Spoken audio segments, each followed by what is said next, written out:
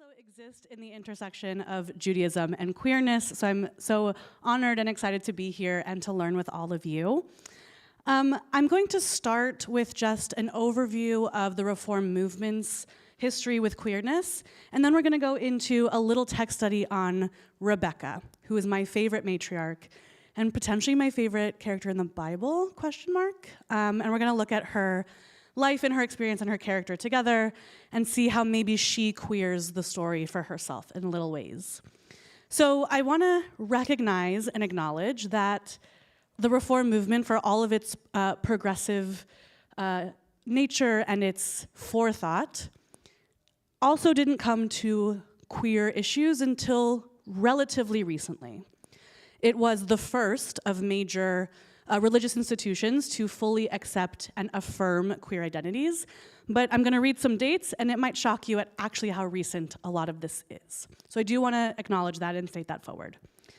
So the history of the Reform movement and queer identity starts in 1965 when the women of Reform Judaism passed a resolution calling for the stopping of harassment and hatred towards homosexual people, LGBTQ people in Jewish communities and at large in broad places, calling for the decriminalization of homosexuality.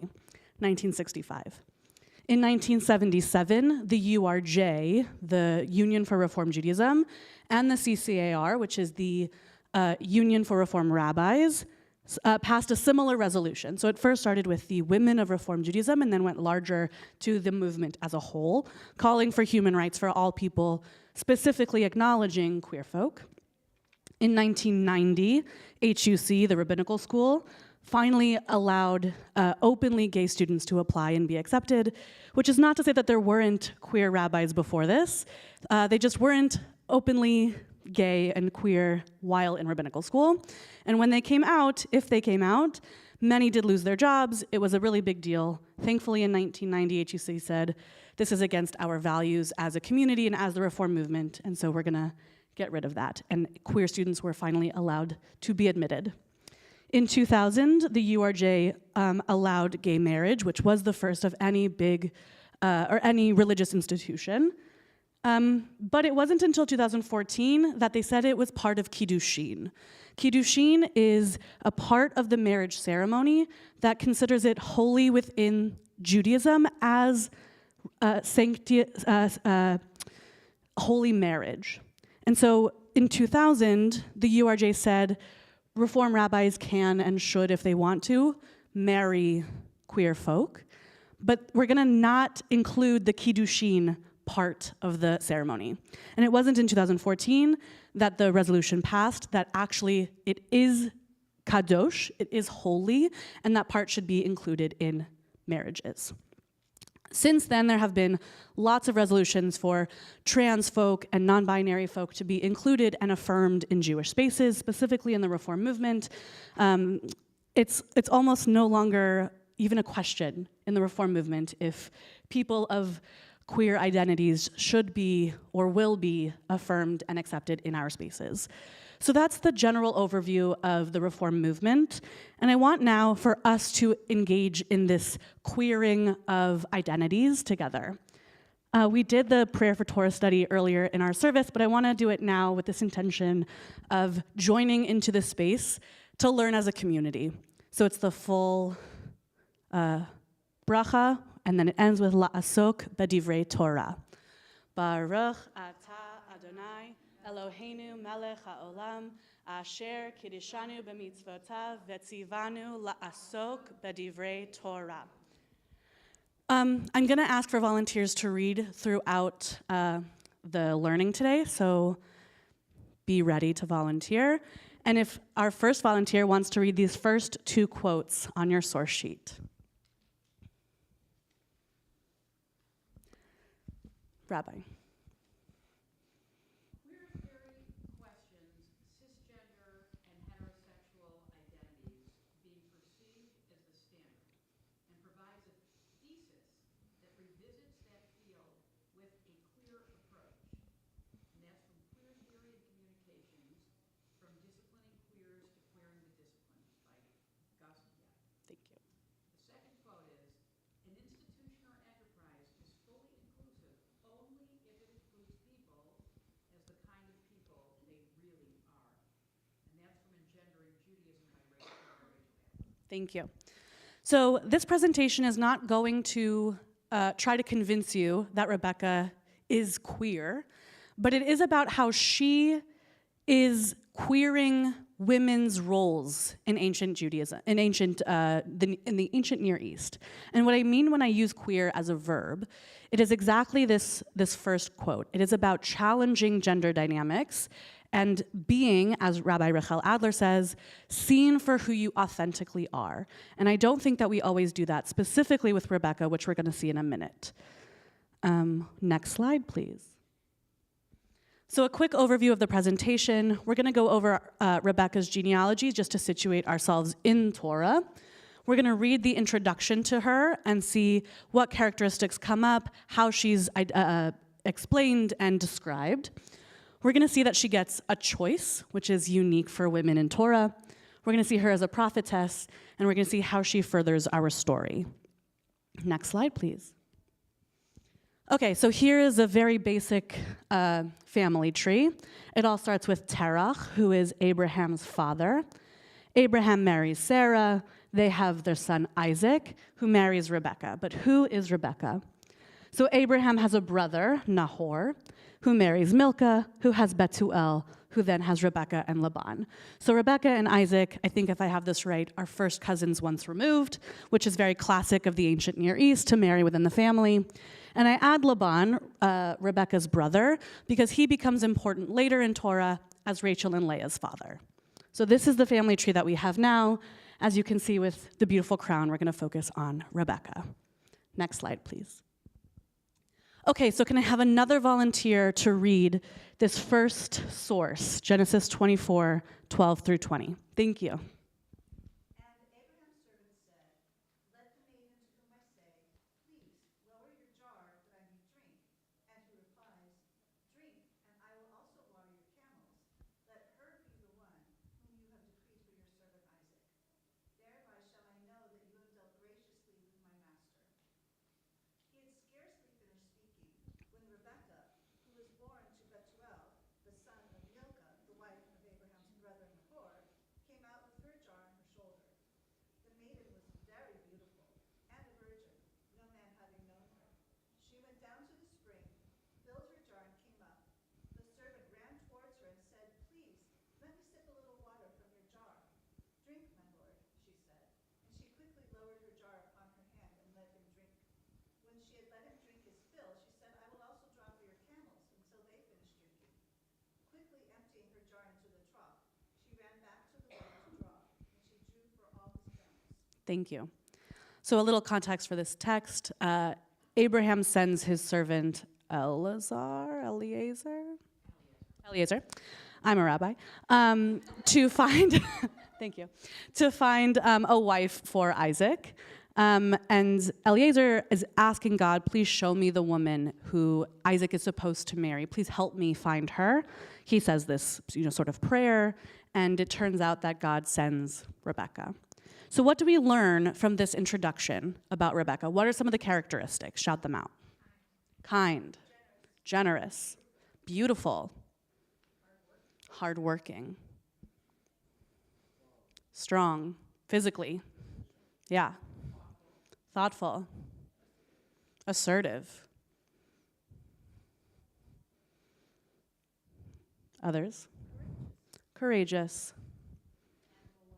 Animal lover. Yeah. Great. All of these things are true and more. Next slide, please. We also learn that she's a virgin. She's social. She talks to Eliezer and sort of initiates that conversation with him. She's socially capable. We learn that she's the daughter of Bethuel, and all of these things that you've also already said. I want to draw our eyes to the two bolded words in the Hebrew, na'ar.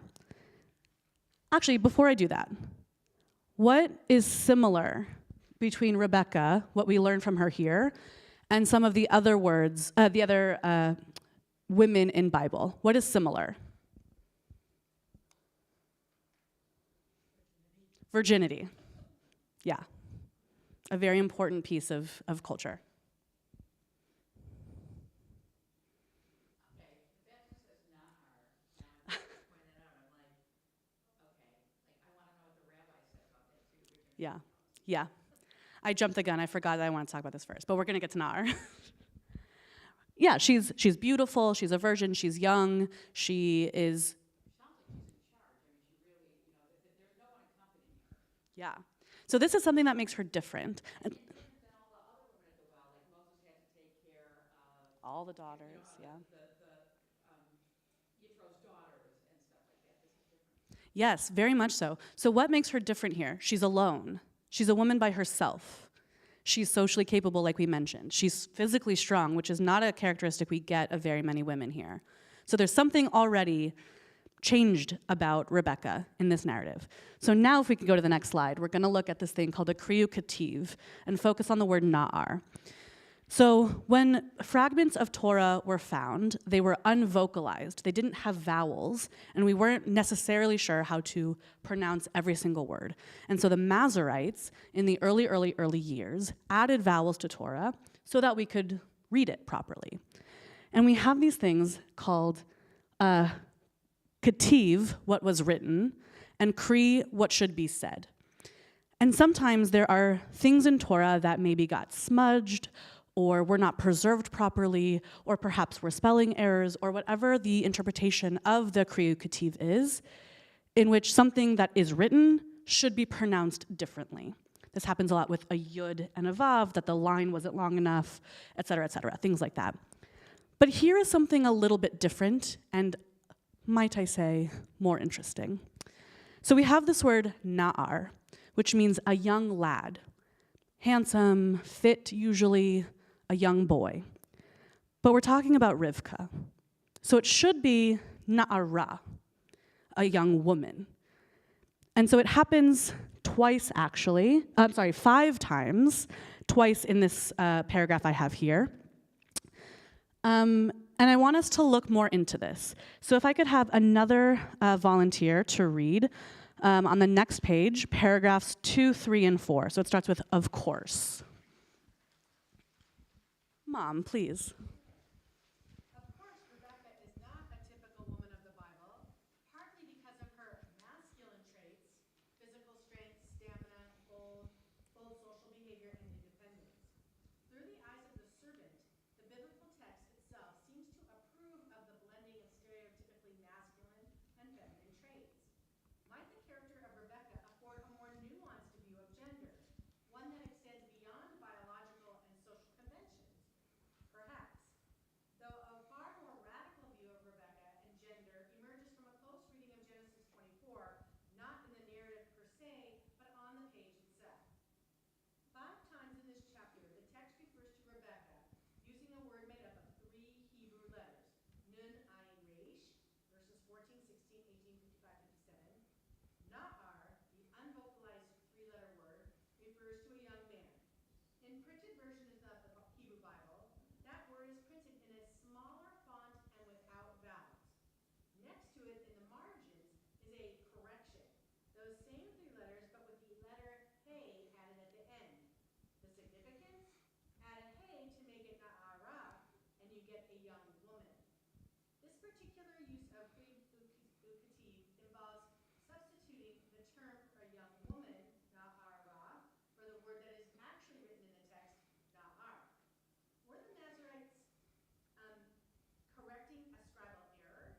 If so, why does it appear 5 times in a row, all in reference to Rebecca? Why were they so concerned when the biblical text itself seems not to be? That future readers be clear about Rebecca's place within a rigid gender divide. Thank you. So I first want to ask, are you convinced that this is a scribal error? And if your answer is yes, that's absolutely okay. I just want to see where the room is. Cool. You're on the side of... I think the 5 times, if it was na'ara, yes.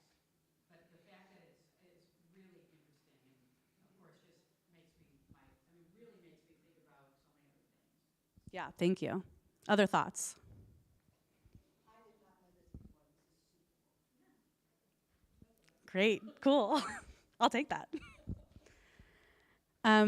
So what do we learn about Rebecca if we're accepting the premise that na'ar is intentional and na'ara is not actually a correction? What are we supposed to learn about her? She has masculine traits. What else?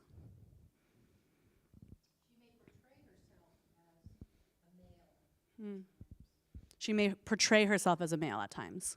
Beautiful. Maybe they were non-binary. Beautiful. And since she was sort of allowed to be out by herself, other people, her family, accepted her in that way. That is a beautiful transition into our next text. Good job, Mom. So, yes, please.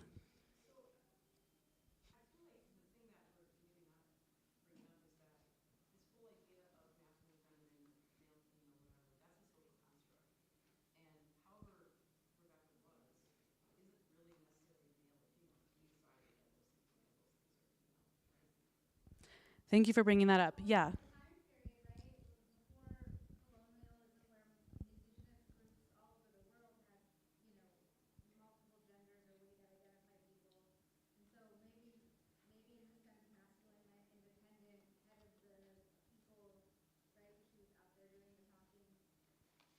Yeah.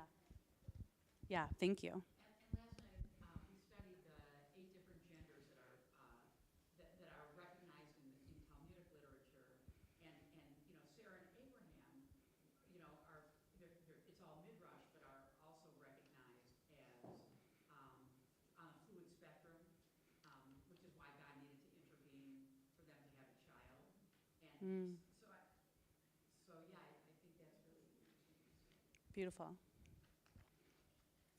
Yeah, thank you for saying. I want to mention also that when we're saying masculine and feminine traits, that is exactly like you're saying. We're in our 21st century understanding of what other people have defined as masculine and feminine. And also, we understand that the Torah, in its boundless wisdom, is written by, I guess you could say God, at a specific time with certain social constructs in mind. And so when we think about Rebecca being a woman at this time, that comes with certain assumptions based on the culture that is surrounding her, based on our other foremothers, based on the communities that she's a part of.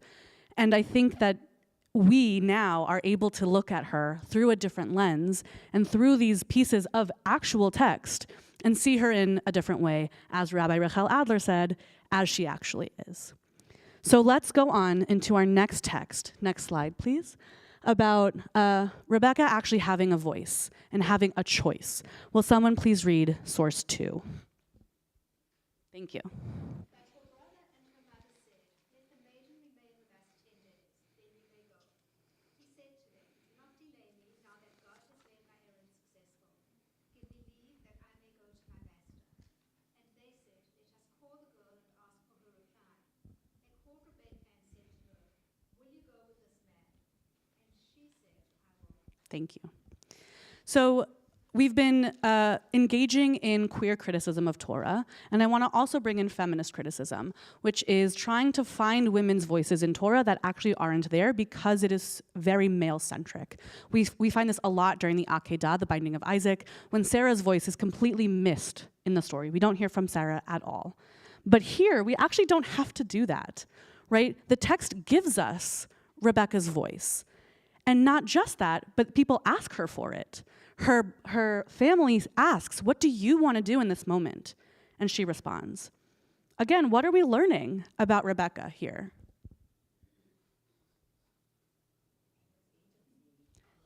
She has agency. Perhaps she's struggling with her identity. They're respected. Yeah. That people are respecting Rebecca in this way, that not only is she asserting herself, but people are asking for her to do that. People are removing themselves, specifically her brother, who, if you know the story of Rachel and Leah, inserts himself often, is actually removing himself from the story a little bit for Rebecca to answer. I think that this is the most interesting piece of Torah that we have. I don't know if a woman is ever asked for her opinion in Torah. If you know of Zelophehad's daughters, which is some of the most feminist texts that we have of these 5 daughters who don't have any brothers and their father either just died or is about to die, and they won't receive his inheritance because they are women, and they go to Moses and say, I think that we should have inheritance, and Moses says, let me take it to God, and God's like, they're right. It's a really beautiful text, but again, that is them asserting themselves, not anybody asking them what they think should be right. Another wonderful feminist text, but different in this kind of way. What do you think about Rebecca in terms of this choice, her voice in this way, and also thinking back to Na'ar, this more masculine noun? How are we rounding these square pegs? She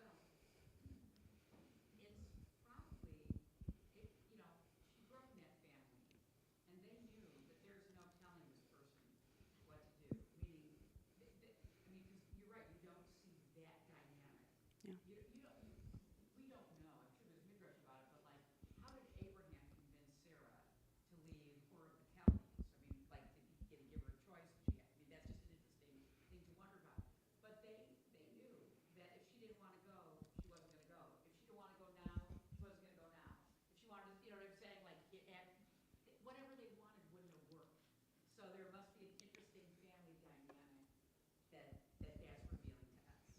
absolutely. Not only is this sort of queering Rebecca as a person, but it is queering family dynamics and all of the gender dynamics of the men in the story as well.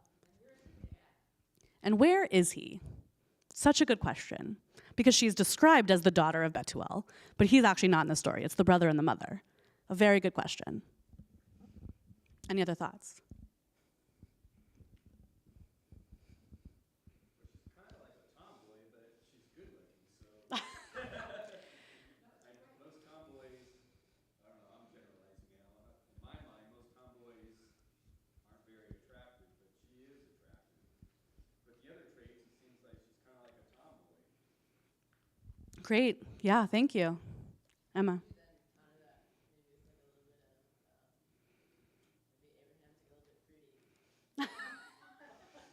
Isaac, her future husband, or Abraham? Yeah, Isaac.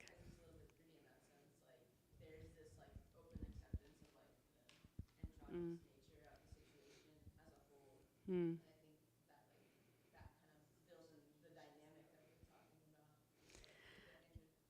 Androgyny, yeah. It's really interesting you say that because a text I didn't bring in is when Rebecca and Isaac meet for the first time. He's madly in love with her at first sight.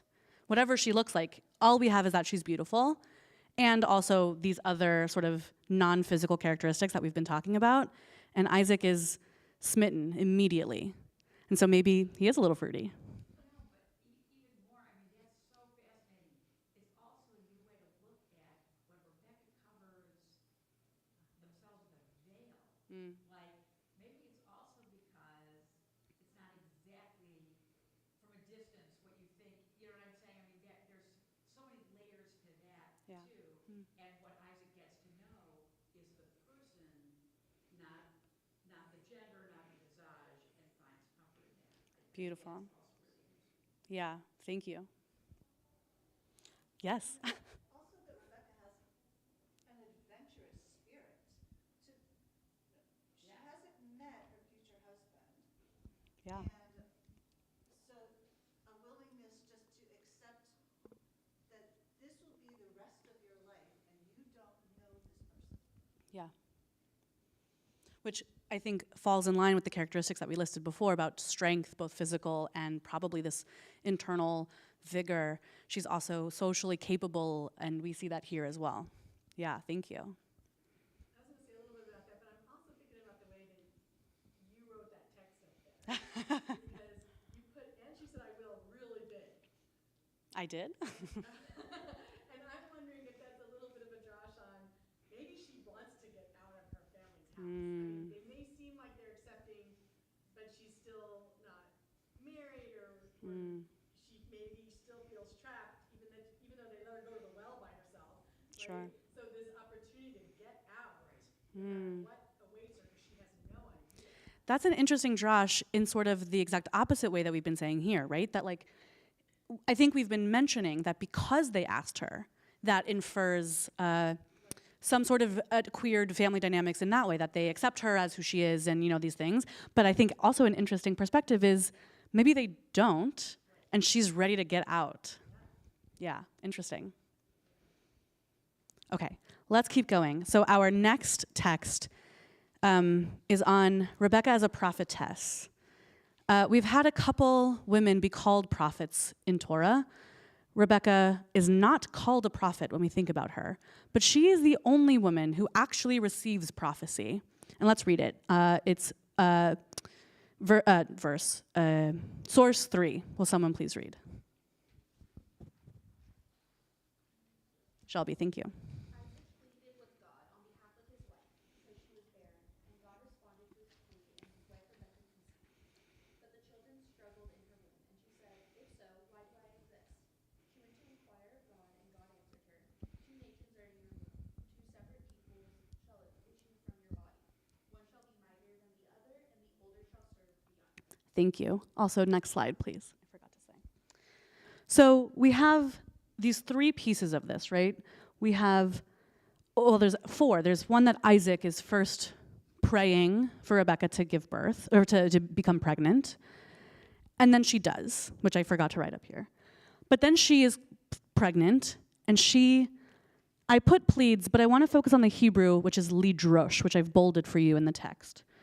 And we're going to talk about lidrosh in a minute. So Rebecca lidroshes with God. God answers her, and not only answers her, which is already unique and beautiful and fascinating, but God gives Rebecca a prophecy. And then that prophecy comes true when Rebecca gives birth to twins. So let's focus on this word lidrosh. It's where the word drosh comes from, which is to explicate, to story, to tell, to share. But it can also mean to demand, to inquire, to plead, something more powerfully questioning. And I'm so curious about the use of the word lidrosh here, that the only other time, and I didn't look at the Hebrew, but the only other time that in the stories that we hear of a woman really coming to God in this kind of way is with Hannah praying for a son, which isn't until prophets, much, much later. So we have a woman, already like, whoa, who is coming to God in this very powerful, questioning way. She's in pain, her children are fighting inside of her, and she's crying out, why is this happening to me?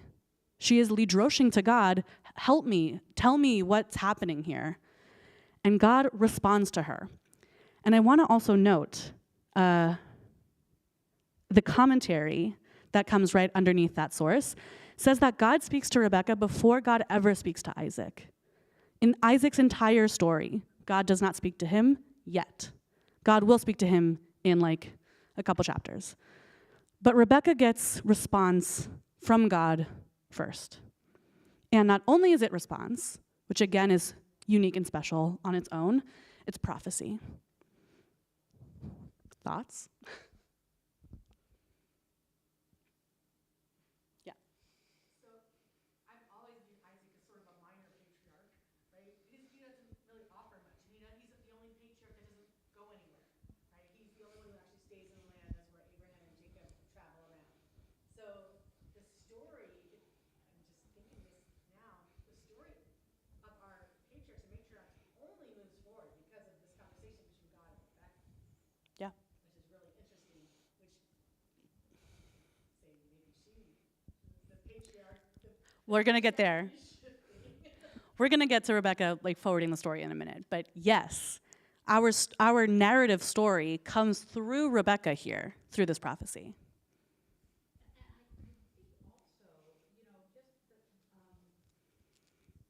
that line, one people will be mightier than the other, that she was the one that gave birth to the twins that were polar opposites, may also just be some kind of metaphor about the totality of who she was, both feminine and masculine, strong and weak, gentle and hunting, all that. But the traits we listed initially. Beautiful. I hadn't thought about that the two sons represent what is total in her. Wow. That's what I was thinking too, actually. I'm still trying to form the idea because it seems like a frame, And it's like, I don't want to think that Rebecca's only a mom, right? But just that it's like another way of representing the duality or more Multiplicity. Yeah. multiple aspects to their gender. Beautiful. Thank you. Rabbi Thompson read a prayer in the service today that spoke about B'Tselem Elohim. And if you go back to Genesis, it says we were all created B'Tselem Elohim. Are we all created as this duality? It really just paints a different picture. Beautiful. I was one of the classic Pride Shabbat pieces or Pride Jewish pieces is the dual creation stories. The first one being that Adam was created both zachar unekeva, masculine and feminine, or male and female, at one time.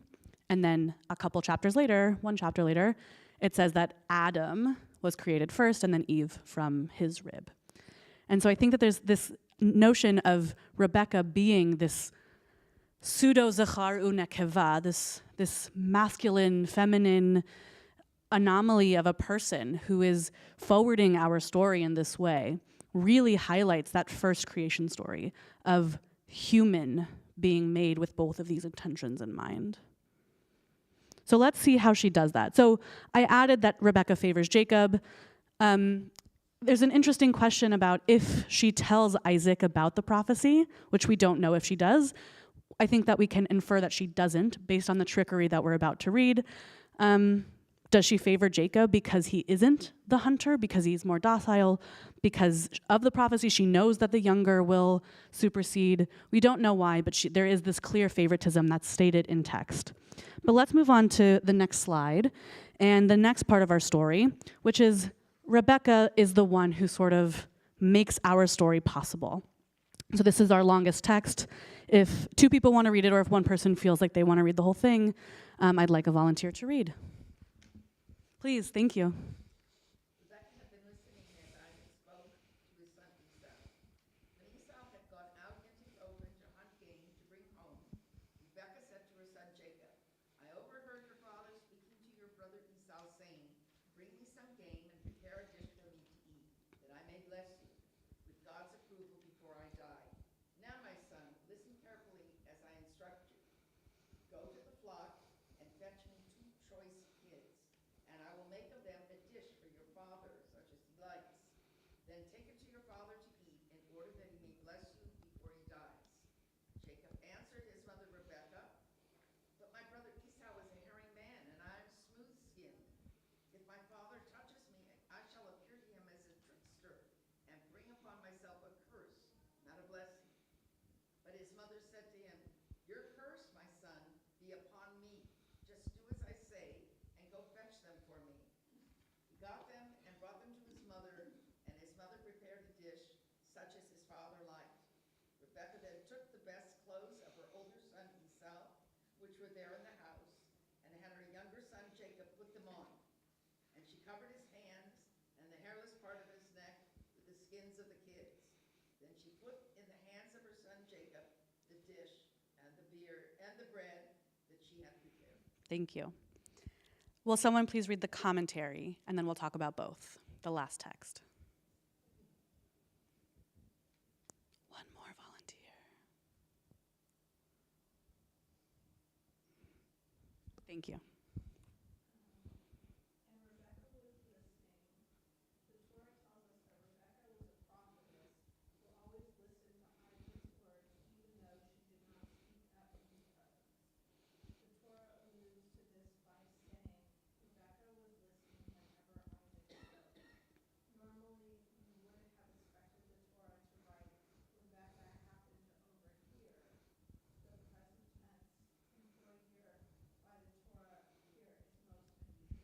I love how that commentary ends.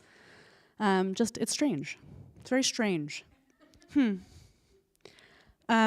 Okay, so we have a couple pieces here that I want to bring our focus to. One is this part that the commentary is pointing out, that we have the way that the verb is in present tense is alluding to the fact that Rebecca is always listening, that she is perhaps plotting or lying in wait, some of those kinds of imagery, which let's talk about. We also have the Jacob's hesitancy, and he says, if my dad finds out, then I'll be cursed. And she says, if he curses you, let it be on me instead. So we have this very strong mother figure. And then we have the entirety of this trickery. So what stands out to you? What are you thinking about in this narrative now that we've sort of queered her identity in this way? What stands out?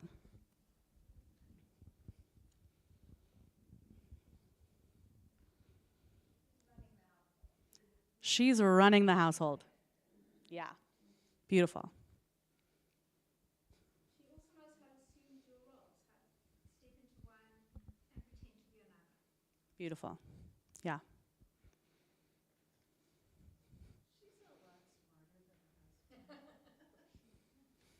She is smarter than her husband.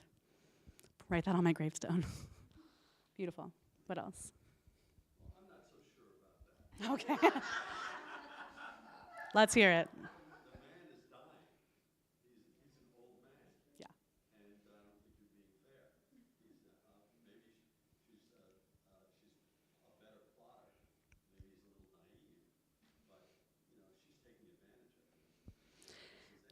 And to your credit, when Jacob does come in, he says, "Are you Esau?" He questions Jacob a couple times.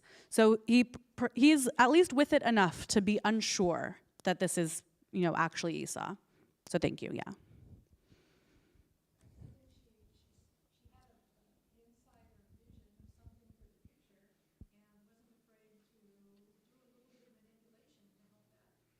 Yeah, she's sort of acting as God's hands here, right? God said this is what's going to happen, and she's making it so, which is really interesting. Other thoughts? So I don't know why, but it stands out to me though, like making it how your father likes it. It's almost like a buttoning up, and it's like, why would Esau know how to prepare the way he likes it? Other than assuming seeing it how he, but how often is he actually preparing? It is normally. It's normally Jacob's, yeah. That got louder than it was. Yes, absolutely. We know from the narrative beforehand that Esau is the one who catches the game, who kills the animal, who brings it, but Jacob is normally the one who's cooking. So it's interesting also that Isaac is asking of Esau to do this thing that's normally Jacob's role. Yeah. Any other thoughts? Yeah. Another reason why Jacob could be favored is for like smooth skin, but male, which is very similar to Rebecca here, who's seen as beautiful, right? Probably smoother skin, but still having those masculine traits, and so she probably sees herself more in Jacob. Interesting.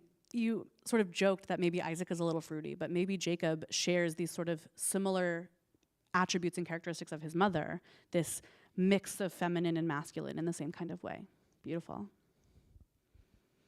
Okay, so next slide. So what do we learn about Rebecca here? Pardon my French, but she's kind of a badass. I mean, I think that she's so cool. And she's not just like your typical matriarch, right? Not to put down our other matriarchs who are also wonderful, but they definitely don't have the same kind of agency and voice that we hear from Rebecca here. We learn that her gender identity or expression are perhaps in question, specifically with the Kriukativ of Na'ar 5 times. We see that she makes very active decisions, and not only that, but people ask for them. People ask her for her voice. God speaks directly to her. Again, not so unusual for women in Torah, but in receiving prophecy, completely separates her from the others. And she's the one who actually makes our story possible. She's the one who forwards our narrative and makes this moment possible for us. Couldn't you say the same about Sarah in many respects? Sarah also, different story, but, I mean, the world wouldn't look like it does in theory without the decisions that she made, and God tells Abraham to listen to her. So, I mean, I guess what I'm saying is, could you apply, I'm thinking that you can sort of how you, the queering of Rebecca to the queering of Sarah. Yeah. Absolutely as well. Absolutely. I think that you can and should queer Sarah in similar ways. I think there's less textual evidence for Sarah in the same kind of way that we have for Rivka, that Midrash surely fills in, and commentaries, etc., which is why I like to focus on Rivka in these ways, but I absolutely think that you can make the same sort of claims for Sarah. But also, I think you see her as a mama bear, like, because the tides are shifting, and Esau's going to be okay because he's big and hairy and burly and strong and, Yeah. A jock, and she worries more about, Jacob, and she's not going to let him not get a blessing, she's going to do Yeah. everything to protect the kids that need to be protected. Yeah. So you're already kind of seeing some of those, like, gender roles that we have now coming into play in this marriage. Absolutely. Weren't there before she was married as much as they have. Absolutely, which also is very different because Sarah only had Isaac. We have also Hagar and Ishmael, but that is a completely different sort of family dynamic. And Sarah was not so great in that. And then we have Rachel and Leah, who actually don't really interact with their children much. Their stories are quieter in respect to their children because it's mostly focused on their relationships with Jacob. So this is a very unique experience of seeing the mother in that way. I want to remind us that the blessing, there's only one blessing. So it's not like she's concerned that Jacob won't get Jacob one. will not get a blessing and Esau will. She's really determining where the blessing is going. Right. Which I think is what God told her in the prophecy. Or perhaps that is her interpretation of the prophecy. We read the prophecy. It just says that the younger will overpower the older. It doesn't actually say that the blessing should go to the younger.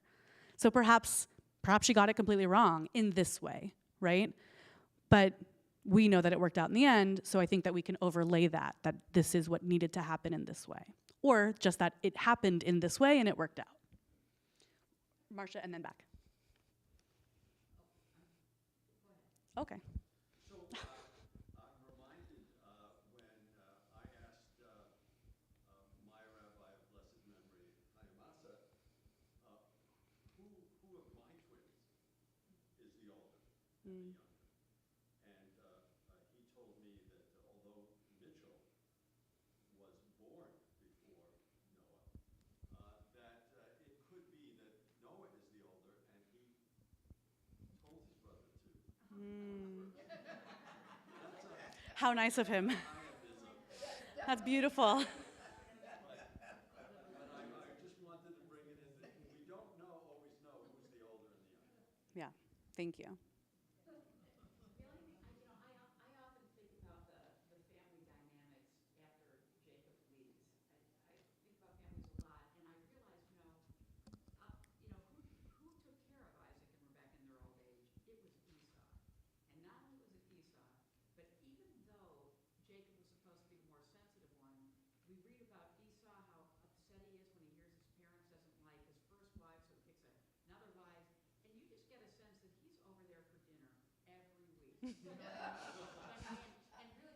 what's interesting is whether, I always, and I know, like, you're like, is this what you think about, Marcia? But I think about, like, what was Rebekah's relationship with Esau Yeah. in those decades Yeah. after he left?